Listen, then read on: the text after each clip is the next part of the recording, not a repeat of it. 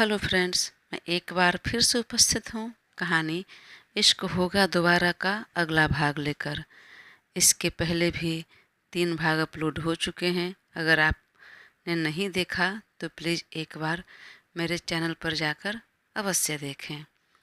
और दोस्तों, अगर आप सबको कहानी अच्छी नहीं लग रही, इंटरेस्टिंग नहीं लग रही, तो प्लीज़ आप हमें कमेंट सेक्शन में ज़रूर बताइए।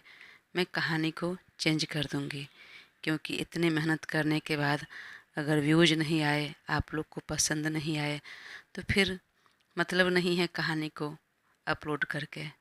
तो प्लीज़ एक बार ज़रूर बताइएगा। Thank you.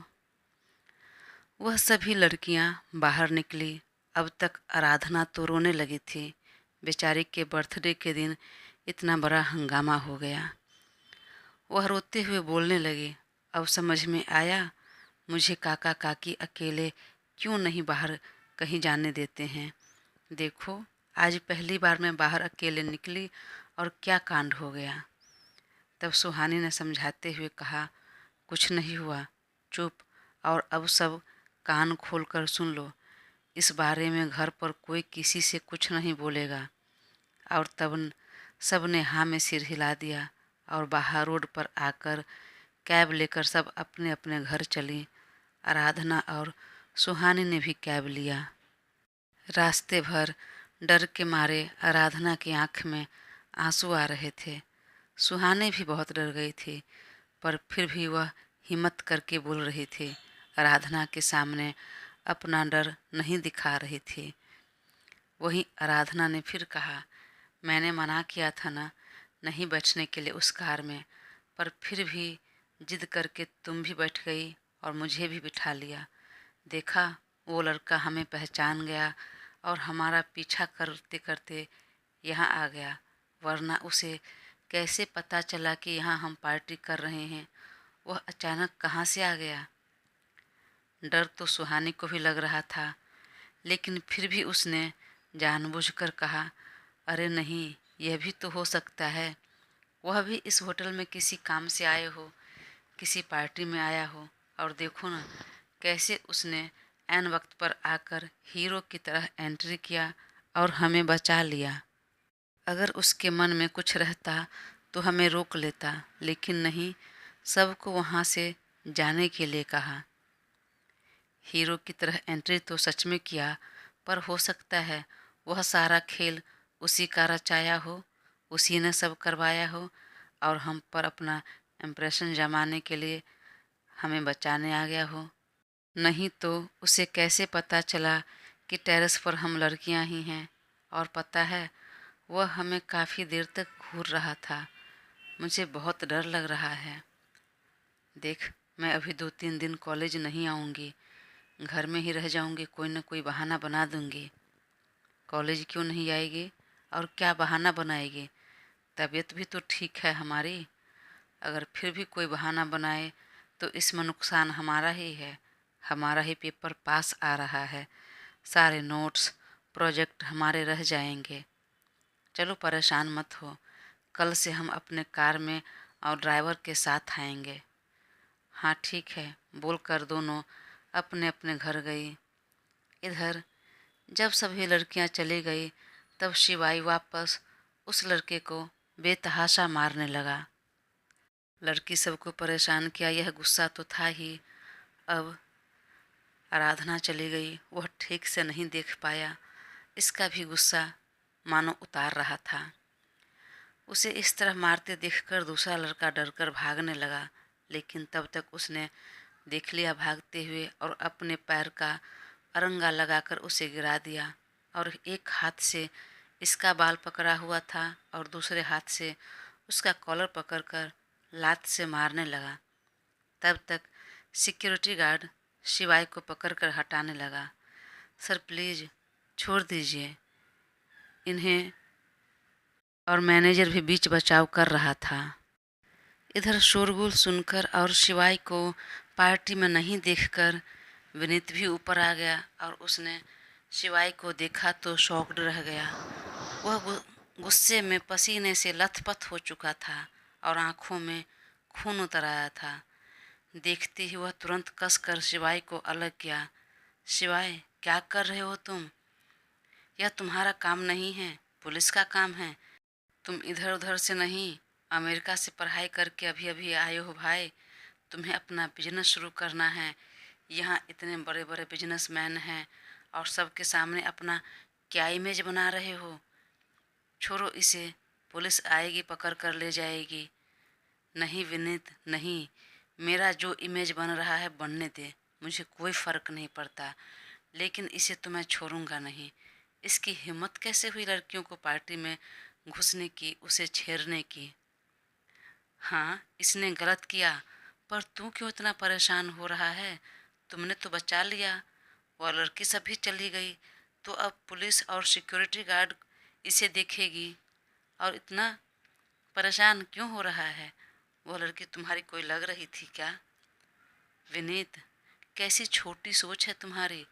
अरे वो लड़की भले ही मेरी कोई लगे या न लगे, लेकिन है तो वो भी किसी की बहन बेटी। ऐसे कैसे कर सकता है? बुलाओ तो इसके बाप को, जो भी है। तब तक उसके पापा आ गए। बेटे की हरकत जानकर वह भी बहुत गुस्से में थे, लेकिन यहाँ आकर जब बेटे की हालत देखी तो उसे फिर से गुस्सा आ गया। पर यह गुस्सा बेटे के लिए नहीं, जिसने उसे मारा था उसके लिए था। उसने ऊंची आवाज में कहा, किसने मारा इसे? मैंने मारा है। क्या हुआ? और तुम कौन हो? बाप हो इसके?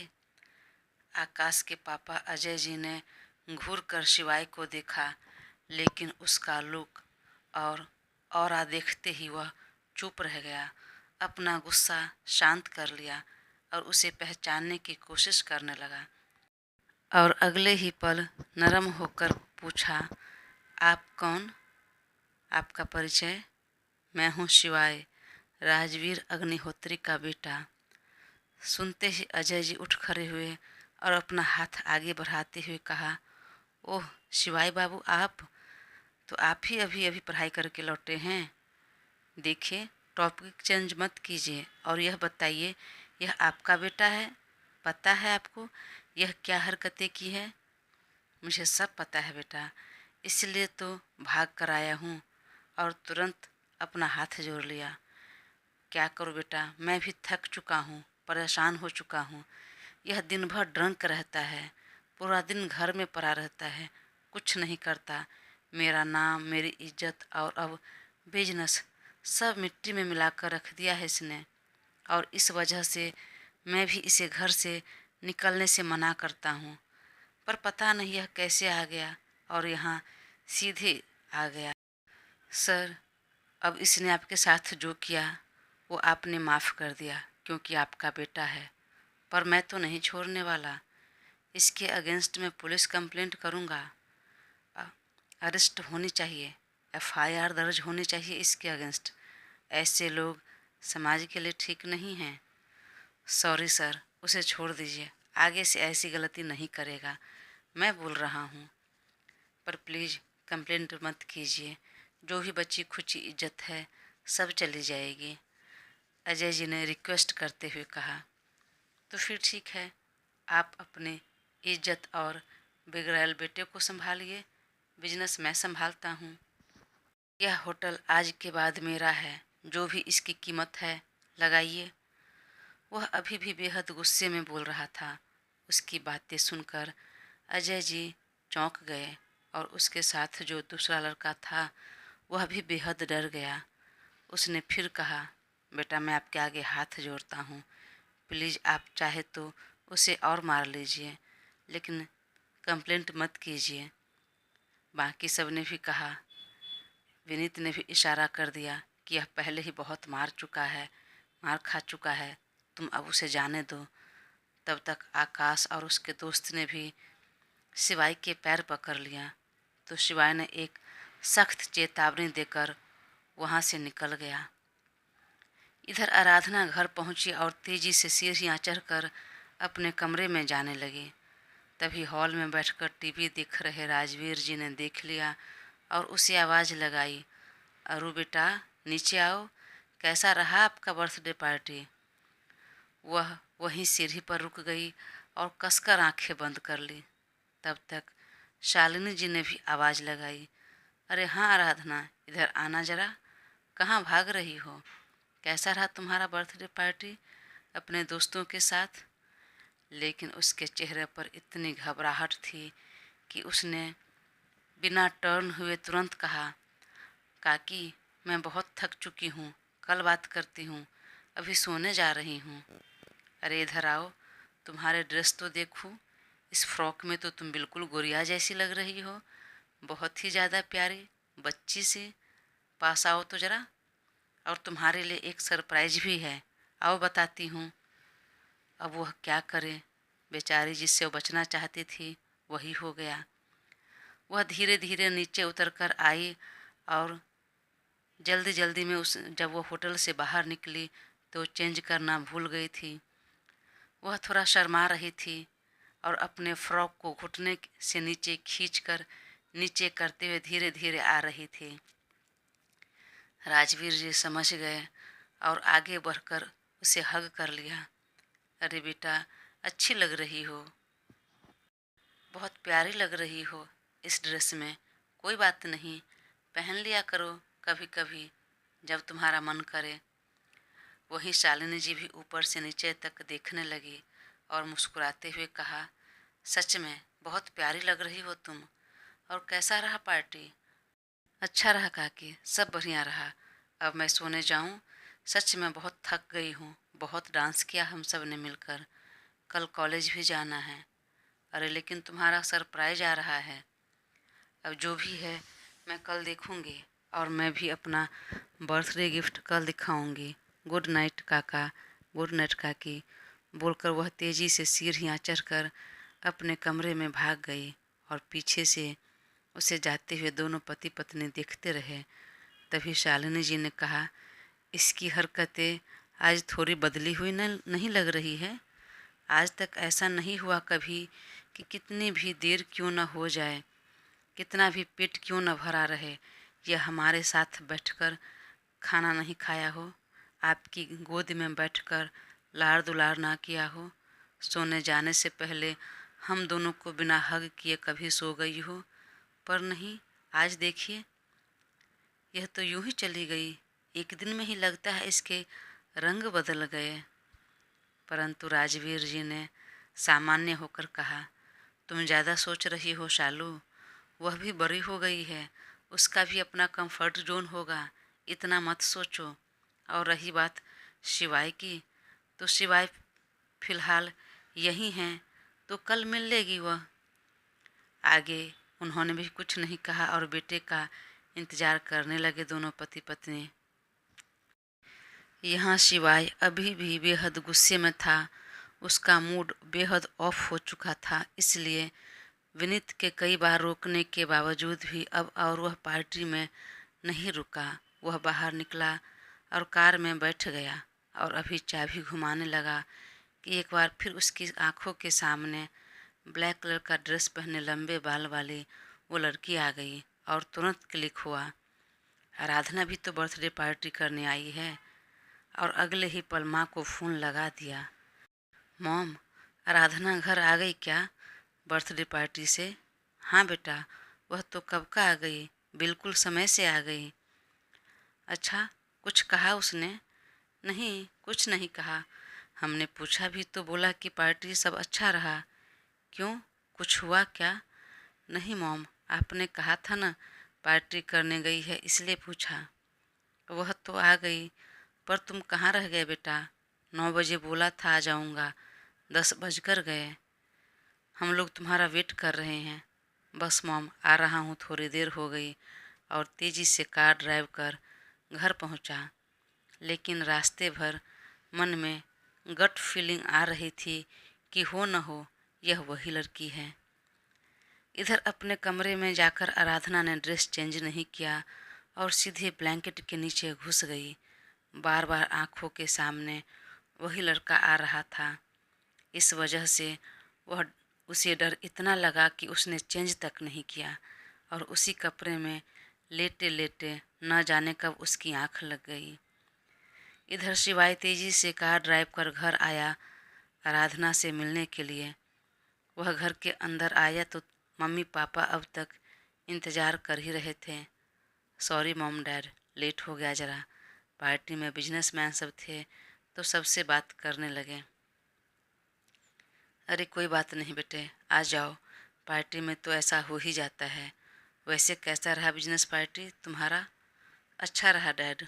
बोलते हुए वह चारों तरफ नज़र घुमाई और कहा, आ गई आपकी लाडली, पर दिख नहीं रही कहीं। हाँ, वह कुछ देर पहले अपने कमरे में गई है। वह थक गई थी काफ़ी, इसलिए रुकी नहीं। ओके मॉम, मैं भी अभी चेंज करके आया, बोलकर अपने कमरे में गया और एक नज़र आराधना के कमरे की तरफ देखा। एक ही घर में रहकर भी न जाने कब दर्शन होंगे इस महारानी के, बोलकर सिर हिलाते हुए वह अपने कमरे में गया और चेंज करके नीचे आया। फिर मम्मी पापा के साथ बैठकर डिनर किया और ऊपर रूम में चला गया और एक नज़र फिर आराधना के कमरे की तरफ डाला और अब की बार नहीं रहा गया। चलकर दरवाजे पर खड़ा हो गया। क्या करूं? डोर नॉक करूं? जगा दूं उसे? अब और रहा नहीं जा रहा था बेचारे को। वह अभी हाथ बढ़ाकर डोर नॉक करने लगा, तभी पीछे से माँ ने आवाज़ लगा दी, बेटा सोने दो उसे, मत जगाओ। मैंने कहा ना, वह बहुत थक गई है, कल सुबह बात कर लेना मिलकर दोनों। मॉम, बहुत जल्दी नहीं सो गई ये लड़की? बेटा वह जल्दी सोती भी है और जल्दी सुबह में जागती भी है, और मैं जानती हूँ तुम उससे मिलने के लिए बहुत एक्साइटेड हो रहे हो। वही तो मॉम, देखिए ना, मुझे आकर इतना देर हो गया और अब तक मिल नहीं पाया हूँ, बोलकर अपने कमरे में चला गया और बेड पर लेटकर एक बार फिर उसका फ़ोटो निकालकर एकटक देखने लगा। और तभी उसके दिमाग में वह बातें क्लिक हो गई। आप जा रहे हो तो अब मुझे कौन पढ़ाएगा? मुझे फिर से उस टीचर के पास नहीं पढ़ना। उसकी आंखों में मोटे मोटे आंसू आ गए थे। तब उसके सर पर हाथ फिराते हुए कहा, मैं आ गया वापस तुम्हारे पास मेरी जान, बोलकर अनायास वह झुककर फोटो को चूम लिया। वह उसकी यादों में करवटें बदलते हुए काफ़ी देर रात तक जगा रहा। थकान भी थी, नींद भी लगी थी, पर दिल और दिमाग पर आराधना और उसकी यादें इस कदर छाई हुई थी कि नींद आ ही नहीं रही थी।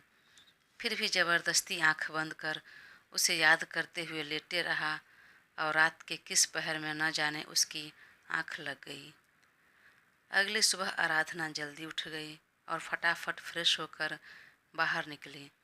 उसे जरा भी अंदाज़ा नहीं था कि जिसे वह सपने में देख रही है, ख्वाबों ख्यालों में आ रहा है, वह इसी घर में है और जस्ट उसके सामने वाले कमरे में ही सो रहा है। इस सब से बेखबर वह बाहर निकली, तभी सुहानी का कॉल आ गया, तुम्हारा सारा गिफ्ट मैं लेकर आ रही हूँ और हम साथ में कॉलेज निकल जाएंगे वहीं से। तो आराधना ने कहा, नहीं नहीं, मैं आ जाती हूँ, उधर से सब गिफ्ट मैं ले लूँगी। और जब तक शालिनी जी नहा धोकर पूजा करके रसोई में जाती, तब तक वह चाय बना चुकी थी। यूँ तो यह रोज़ का काम था अपने हाथों चाय बनाकर काका और काकी दोनों को पिलाना। वह चाय लेकर आई तभी राजवीर जी भी हॉल में आए और शालिनी जी भी पूरे घर में आरती दिखाकर अपने पति और आराधना को आरती लेने के लिए कहा और वो भी बैठ गई। तभी आराधना चाय की ट्रे लिए आ गई। काका काकी, चाय आपकी, पी लीजिए। काका खुश हो गए, अरे वाह, पूरे 2 दिन बाद तुम्हारे हाथों का चाय नसीब हो रहा है। हाँ काका, पर अब रोज़ होगा, वह तो मुझे पता है, और अब तुम्हें रोज़ 3 कप चाय बनानी होगी। क्यों? क्योंकि एक और सरप्राइज़ है तुम्हारे लिए। अभी पता चल जाएगा। पर उसने ध्यान नहीं दिया। ठीक है, मैं आकर देख लूँगी सरप्राइज़ अपना। मुझे जल्दी कॉलेज के लिए निकलना होगा। क्यों लेकिन? क्योंकि मुझे सुहानी के घर जाना है। सारा गिफ्ट मेरा वहीं रखा हुआ है, मैंने देखा भी नहीं, वह देखना है और ड्राइवर काका को मैं दे दूँगी तो वह लेकर आ जाएंगे और मैं वहीं उसके साथ बैठकर नोट्स भी कर लूँगी और कॉलेज निकल जाऊँगी। कल पार्टी के चक्कर में मेरा नोट्स बाकी रह गया कंप्लीट करना। उसने तुरंत बहाना बना दिया और एक बार फिर रेडी होकर निकल गई कार में बैठकर और बोली, काकी मैं नाश्ता वहीं कर लूँगी। इधर 7 बजे साहबजादी का अलार्म बजकर रह गया, पर आँख नहीं खुली। देर रात को सोने की वजह से 8 बजने को आ गए थे, पर जब वह नहीं उठा सोकर, तब माँ गर्म पानी का गिलास लिए बेटे को उठाने चली कमरे में। 8 बज गए बेटा, उठ जाओ अब। माँ ने 1-2 बार आवाज़ लगाई, तब वह हड़बड़ा कर उठकर बैठा। क्या मॉम, 8 बज गए? अब तक तो वह चली भी गई होगी। आपने मुझे जगाया क्यों नहीं? और मेरा अलार्म किसने बंद किया? मैंने 7 बजे का ही लगाया था। वह तो बजकर रह गया बेटा, किसी ने बंद नहीं किया। तब वह झट से उठा और टॉवेल लेते हुए बाथरूम में घुस गया और शावर लेते हुए मन ही मन सोचने लगा, पता नहीं यह मेरी जान और कब तक मेरी जान को तर पाएगी। एक घर में रहकर, आमने सामने रहकर भी कब तक मुझे तर पाएगी। कुछ देर में वह शावर लेकर बाहर निकला और एक वाइट टी शर्ट और नीचे कार्गो पैंट पहनकर बाहर निकला। पापा मम्मी दोनों रेडी हो गए थे और नाश्ते के लिए टेबल पर बैठे थे। उसने पापा को गुड मॉर्निंग विश किया और नाश्ता करने बैठ गया। तीनों बातें करते हुए नाश्ता फिनिश किया। पापा ऑफिस के लिए जाने लगे तो उसने भी मोबाइल और कार की चाबी लेकर जाने लगा। मॉम डैड, आता हूँ मैं भी थोड़ी देर में। पर कहाँ जा रहे हो? आ रहा हूँ विनीत से मिलकर। ठीक है बेटा, अगर लंच के टाइम पर आ गए तो चंदा काकी को बोल देना, वो लंच निकाल देगी। मैं और तुम्हारे पापा भी कुछ काम से बाहर जा रहे हैं, हो सकता है आते आते शाम हो जाएगी। ठीक है मॉम, और आप टेंशन मत लीजिए, अगर मैं लंच के टाइम पर आ गया तो खुद से भी लेकर खा लूँगा। और फिर मम्मी पापा को बाय बोलकर वह निकल गया। वह कार में बैठा, लेकिन विनीत से मिलने के बजाय आराधना से मिलने उसके कॉलेज की तरफ कार घुमा दिया। आज चाहे कुछ भी हो जाए, अपनी जान के दर्शन करके ही रहूँगा। इधर शालिनी जी दोनों पति पत्नी निकल गए, पर जब तक वह बेचारा कॉलेज पहुँचे उससे पहले ही दोनों निकल गई। आराधना और सुहानी ने 2 क्लास अटेंड किया और 1 क्लास बंक करके घर आ गई। पहले वह सुहानी के घर गई और वहाँ से सारे गिफ्ट वगैरह लेकर अपने घर आ गई। वह काफ़ी देर तक इंतज़ार किया, पर उसमें से एक भी चेहरा जब नहीं दिखा, तब शिवाय मायूस होकर वापस विनीत से मिलने चला गया। आराधना आज कार से कॉलेज गई थी, ड्राइवर भी था साथ में। आते समय तो बिल्कुल भी डर नहीं लगा। वह घर आई तो काकी नहीं थी। उसने घर में हर जगह ढूंढ लिया कि क्या सरप्राइज है मेरे लिए, और काकी कहाँ चली गई बताया भी नहीं। और तुरंत उसने काकी को कॉल किया, काकी आप कहाँ हो और मेरा सरप्राइज कहाँ है? अरे अरु बेटा, हम तो बाहर आ गए हैं, पर सरप्राइज तुम्हें कुछ देर में पता चल जाएगा, घर पर रहो तुम। तब वह कुछ देर में चेंज कर बाहर हॉल में आकर सोफे पर लेट गई तो चंदा काकी ने कहा, गुड़िया आपके लिए लंच निकाल दूं? नहीं काकी, लंच नहीं करना, आप मेरे लिए पॉपकॉर्न बना दो ना। तब कुछ देर में चंदा काकी ने ढेर सारा पॉपकॉर्न उसके लिए बनाकर ला दिया तो वह वहीं हॉल में बैठकर टीवी ऑन कर ली और शिनचैन वाला कार्टून चैनल लगाकर पॉपकॉर्न देखते हुए कार्टून देखने लगी। तभी सुहानी ने कॉल किया, अरु बेवजह हम डर रहे थे, पूरे रास्ते भर में तो वह लड़का कहीं नहीं दिखा। हाँ सच में नहीं दिखा, हम बेवजह डर गए थे। हम नहीं, सिर्फ तुम डर गई थी, और तुम्हें देखकर मैं भी थोड़ी बहुत डर गई थी। वैसे मैंने कहा था ना, बस यह एक कोइंसिडेंस था और कुछ नहीं। वैसे सुहानी एक बात बताऊं क्या? पर वह लड़का तो मुझे सोते जागते हर समय हर जगह वही दिखता है। मैं आंखें बंद करूं तो लगता है सामने वही खड़ा है। हाँ, क्योंकि तू ज़्यादा सोचती है इसलिए। हाँ, शायद ये भी हो सकता है। चल अब फ़ोन रख, मैं अपने पॉपकॉर्न पर कंसंट्रेट करूं। और अभी मेरा सरप्राइज भी आने वाला है। काका काकी का स्पेशल बर्थडे गिफ्ट। शायद कल से ही दोनों बोल रहे हैं सरप्राइज है मेरे लिए। पता नहीं क्या है, इसलिए मैं हॉल में ही बैठी हूँ कि क्या सरप्राइज आने वाला है मेरे लिए। ठीक है चलो, पर देखना कहीं ऐसा ना हो कि वही ब्लैक मास्क और गॉगल्स वाला लड़का तुम्हारे सामने आ जाए सरप्राइज देने। काश, उसने मन में बोला और हंसकर फ़ोन काट दिया। तभी अचानक डोरबेल बजी। वह चौंक गई।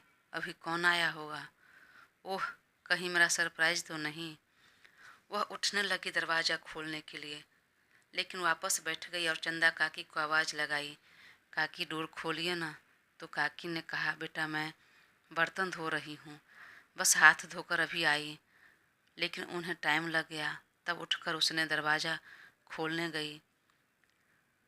और जब मैं अपना फेवरेट शो देखती हूँ, कुछ खाती रहती हूँ, तभी कोई न कोई डिस्टर्ब करने आ जाता है।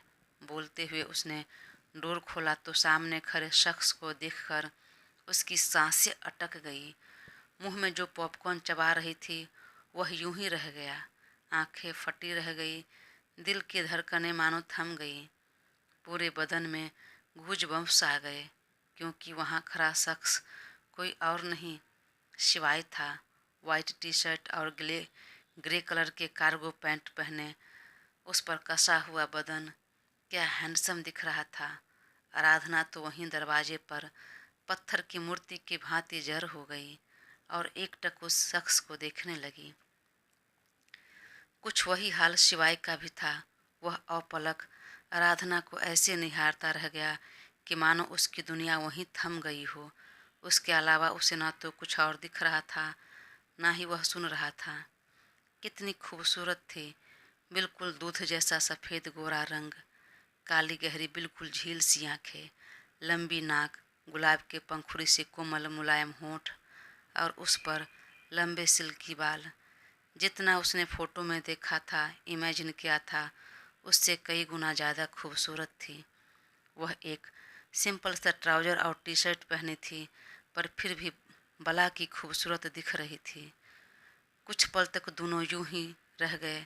तब आराधना ने पूछा, एक्सक्यूज मी, आप कौन हैं और किससे मिलना है? तब जाकर शिवाय की भी तंद्रा भंग हुई और वह होश में आया और जी में आया कि कुछ जवाब नहीं दूं और कसकर हग कर लूं, बाहों में भर लूं, लेकिन खुद पर कंट्रोल किया। तब तक आराधना ने फिर पूछ लिया, जी आपको किससे मिलना है? तब तक चंदा काकी पीछे से आ गई और बोलने लगी, तो शिवाय ने आंखों से इशारा कर दिया। दोस्तों, कहानी आगे जारी रहेगी, तो प्लीज़ अपना साथ बनाए रखें और चैनल को सब्सक्राइब कर मुझे ज़रूर सपोर्ट करें।